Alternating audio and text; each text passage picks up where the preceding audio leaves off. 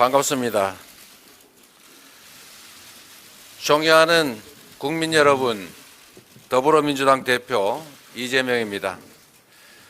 새해가 밝았지만 희망을 말하기에는 국민의 삶이 너무나 팍팍합니다. 치솟는 물가, 은행 빚 걱정 때문에 많은 국민들께서 밤잠을 설치고 계십니다. 집을 팔아도 빚을 못 갚는 가구가 40만에 육박하는데 새해 벽두부터 공공요금이 들썩이고 있습니다. 주요 경제 지표들도 하나같이 어둡습니다. 무역 적자가 사상 최악인 472억 달러 기록했습니다. 올해는 수출이 더 감소할 것이라고 합니다. 일자리 증가폭은 작년에 10분의 1에 불과하고 성장률도 1%대로 추락할 전망입니다. 지난해 코스피 지수도 G20 선진국 가운데 최악의 낙폭을 기록했습니다. 민생 경제가 끝을 알 수 없는 시련의 터널로 접어들었습니다. 더구나 이처럼 엄혹한 시기에 한반도의 군사적 긴장이 가파르게 높아지면서 경제에 큰 짐을 지우고 있습니다. 특히 안보 무능을 감추기 위한 대통령의 위험천만한 말폭탄으로 국민 불안과 시장 혼란이 증폭됐습니다. 정말 이러다 무슨 일 나는 것 아닌가 하는 불안이 국민들 사이에 생겨나고 있습니다. 어려운 경제 상황에 안보 참사까지 더해지면서 코리아 리스크가 전면화되고 있습니다. 국민의 삶이 생사의 기로에 놓였습니다. 폭력적인 국정을 정상화해야 합니다. 이런 때일수록 정치가 제자리로 돌아가야 합니다. 정치권 모두의 힘을 모아서 민생을 살리고 나라의 미래를 개척하는 데 집중해야 될 때입니다. 이를 위해서 일방적이고 폭력적인 국정을 중단해야 합니다. 야당 말살 책동 또한 그만두시기 바랍니다. 그동안 정부는 말로는 협치를 내세우면서 권력기관을 동원한 야당 파괴, 정적 죽이기에 골몰했습니다. 이중 플레이로 국민을 속여온 것입니다. 집권 이후 8개월이 넘도록 야당 대표와 대화하지 않은 유일한 정부라는 지적까지 받고 있습니다. 국민과 야당을 대화 상대로 인정하지 않는 이상 국정 난맥과 위기는 반복될 수밖에 없습니다. 정부가 추진하는 소위 3대 개혁도 검찰의 영장 집행처럼 우격다짐으로 밀어붙이다가는 성과도 없이 거센 반발만 살 우려가 있습니다. 분열과 분노의 정치를 끝내겠습니다. 국민 통합을 최우선으로 생각하겠습니다. 제가 지금 드리는 말씀이 아니라 대통령께서 지난 시기에 다짐했던 말씀입니다. 그 초심으로 돌아가시기 바랍니다. 저는 이미 여러 차례 대통령과의 회담을 제안했습니다. 그 제안은 지금도 유효하다는 말씀을 드립니다. 일방통행 국정을 중단하고 실종된 정치의 복원에 협력해 줄 것을 거듭 촉구합니다. 국정기조의 전면 전환이 필요합니다. 국민 여러분, 경제위기는 낮은 곳에 더 깊은 상처를 남기는 법입니다. 위기의 파고가 높아지는 지금 국가는 사회적 약자와 서민을 두텁게 보호하고 공정한 고통 분담을 위해서 노력해야 합니다. 그러나 정부 대책은 거꾸로 가고 있습니다.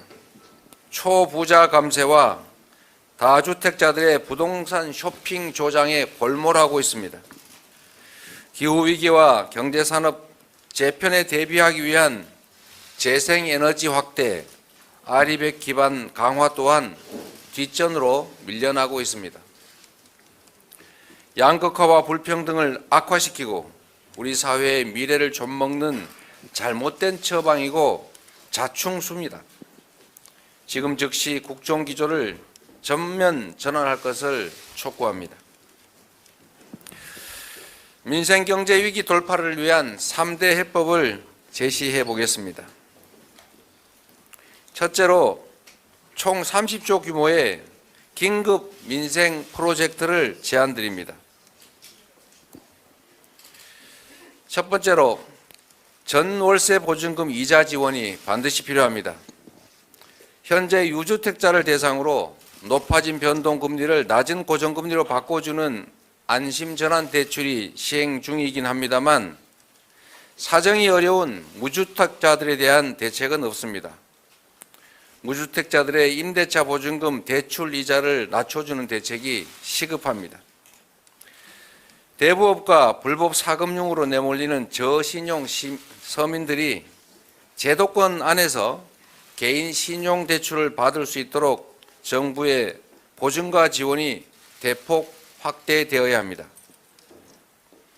코로나 위기 이후에 폭증한 부채 문제 해결에도 나서야 합니다. 정부 재원과 금융기관의 금리 인하를 통한 이자 감면 프로그램, 인건비, 임대료 등 고정비 부담을 덜기 위한 고정비 상환 감면 제도, 대출 일부를 초저금리로 전환하는 한계차주 대출 전환 지원 등의 가계부채 3대 대책도 추진해 나가야 합니다. 다음으로 물가 폭등에 따른 서민 고통을 완화하기 위해서 물가 지원금을 소득 분위별로 차등 지원하는 이른바 핀셋 물가 지원금이 필요합니다. 민생 물가 안정에 도움이 되는 지역화폐 예산의 증액과 항구화도 추진할 필요가 있습니다. 고금리와 경기 침체로 인한 부동산 혼란, 주거 불안도 해소해야 합니다. 이를 위해서 부실 위험 주택과 미분양 주택을 공공이 매입해서 임대로 전환하는 매입 임대를 대폭 확대하고 부동산 PF의 연쇄 부도를 막기 위해서 배드뱅크 설립도 서둘러야 합니다. 두 번째 제안입니다. 경제 라인을 포함해서 내각을 대폭 쇄신해야 합니다. 현재 당국은 상황인식과 위기 대처 능력에서 국민과 시장의 신뢰를 상실했습니다. 김진태 사태를 수수방관해서 자본시장을 붕괴 직전까지 몰아간 것만으로도 교체 사위는 이미 차고 넘칩니다. 진영과 관계없이 능력과 경륜이 검증된 경제팀을 구성해야 합니다. 참사 내각이란 지탄을 받고 있는 총리와 각 부처 인사들도 개편해야 될 것입니다. 세 번째, 경제위기 극복에 있어서 정부의 노력만으로는 부족합니다. 국회와 정부, 기업, 노동계 등이 참여하는 범국가 비상경제회의 구성을 제안드립니다. 민주당은 국회의 다수당으로서 경제위기 상황에 실시간으로 대응하기 위해서 당내에 경제안보센터를 설치하겠습니다. 2023년은 기본사회로의 대전환이 시작되는 원년으로 삼을 필요가 있습니다. 존경하는 국민 여러분, 지금 우리는 기후위기, 디지털혁명, 인구위기 같은 문명사적 대전환을 맞이하고 있습니다. 우리가 어떠한 선택을 하느냐에 따라서 국민의 삶과 국가의 미래가 좌우될 것입니다. 최소한의 삶을 보장하는 각자 도생의 시대를 넘어서서 국가가 구성원들의 기본적인 삶을 책임지는 기본사회를 준비해야 합니다.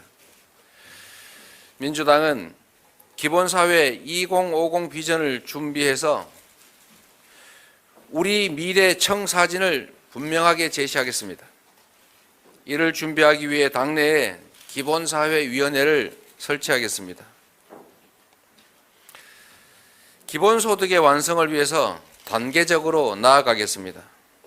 우리는 이미 부분적으로 기본소득을 시행하고 있습니다. 만 8세까지 지급되는 월 10만 원의 아동수당, 현재 정부가 추진하는 월 100만 원의 부모급여 모두 소득, 자산에 관계없이 모두에게 지급되는 보편적인 아동에 대한 기본소득입니다. 이런 사업들을 서서히 확대해 나가면 언젠가는 전 국민 보편적 기본소득 실현도 가능해질 것입니다. 그 첫걸음으로 기초연금부터 노인 기본소득으로 전환하는 노력을 기울여야 합니다.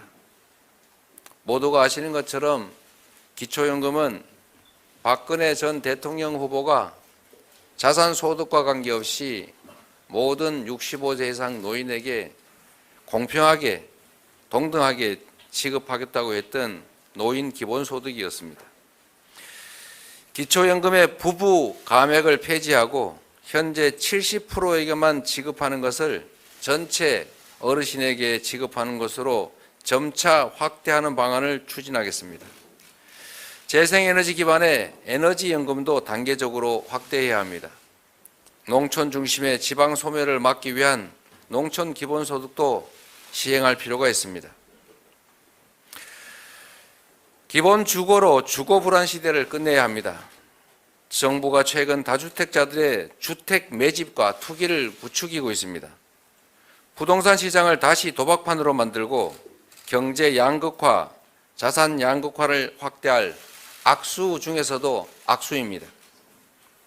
전체 가구의 85%를 차지하는 무주택자와 1주택자에게 정책의 초점을 맞춰야 합니다. 민주당은 무주택자들이 내 집 마련의 꿈을 실현하고 1주택자들은 큰 부담 없이 더 나은 주택으로 갈아타게 할 수 있도록 돕는 주거정책을 마련하겠습니다. 임대지원 강화 등을 통해서 주거 환경의 질도 획기적으로 개선해야 합니다. 취약계층뿐만 아니라 국민 누구나 내 집 마련을 할 때까지 저렴한 임대료로 고품질의 주택에서 장기간 거주할 수 있도록 해 나가겠습니다. 기본 주거 사회를 위해서는 일자리, 교육, 문화, 교통, 인프라가 생활권 단위로 균형 있게 발전해야 합니다. 자연과 호흡하고 이웃과 공동체를 이루면서 행복한 미래를 설계할 수 있는 기본 주거 사회를 차근차근 만들어 가겠습니다. 기본금융으로 보편적인 금융기본권을 보장하겠습니다. 수많은 금융약자들이 살인적 고금리의 대부업체 그리고 불법 사채 시장으로 내몰리고 있습니다.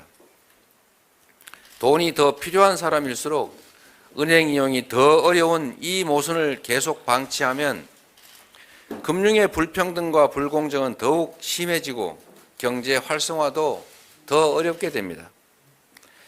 우리 민주당은 금융 양극화 완화를 위한 마중물로 전 국민 기본 금융권 보장을 추진하겠습니다. 이 밖에도 여가, 교육, 의료, 교통, 통신과 같은 기본적 서비스를 단계적, 순차적으로 도입하면서 기본사회의 지평을 차근차근 열어나가겠습니다.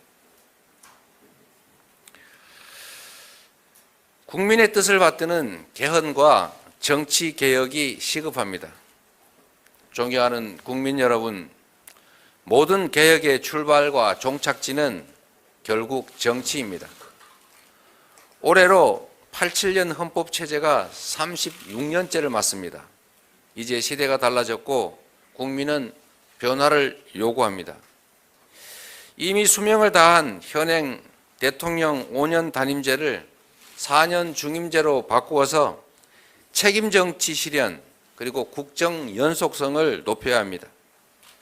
대통령 결선 투표제 도입으로 연합정치와 정책 연대를 제도적으로 보장하는 일도 필요합니다. 국무총리 국회 추천제나 감사원 국회 이관처럼 제왕적인 대통령제 극복을 위한 조치도 해야 할 일입니다. 생명권과 환경권, 국민 기본권 그리고 자치분권의 강화, 국민 바람과 주민 소환 등의 직접 민주주의 확대, 5.18 민주화 정신의 헌법 정문 수록 같은 사안들도 이제 말이 아니라 행동으로 옮길 때가 됐습니다. 표의 등가성 보장과 지역주의 타파를 위한 국회의원 선거제도 개혁 또한 개헌만큼이나 중요한 과제입니다. 물론 개헌은 어려운 일입니다. 그 필요성에는 국민적 공감대가 형성돼 있지만 여야의 입장 차이로 개헌은 번번이 실패했습니다. 다행히 올해는 선거가 없습니다. 개헌을 논의하기 매우 적절한 시기입니다. 국회 헌법개정특별위원회 구성을 다시 한번 제안드립니다. 충분한 수기를 통해서 개헌안을 도출하고 내년 총선에서 합의된 만큼 국민투표로 개헌을 할 수 있을 것입니다. 민주당은 올해 3월을 목표로 자체 개헌안을 제출해 보겠습니다. 국민의 의사가 가장 잘 반영되는 정치 개혁에도 여야가 함께 지혜를 모아가기를 바랍니다. 존경하는 국민 여러분, 정치는 국민의 삶을 더 낫게 만들고 국가의 더 나은 미래를 개척할 때만 존재 이유가 있습니다. 나라 안팎이 매우 어려운 이 시기, 처음 국민에게 부름받았을 때의 초심을 다시 한번 되새겨 봅시다. 국민과 역사를 믿고 어떠한 불의에도 당당하게 맞서겠습니다. 정치다운 정치를 펼치는데 최선을 다하겠습니다. 감사합니다. 네, 이재명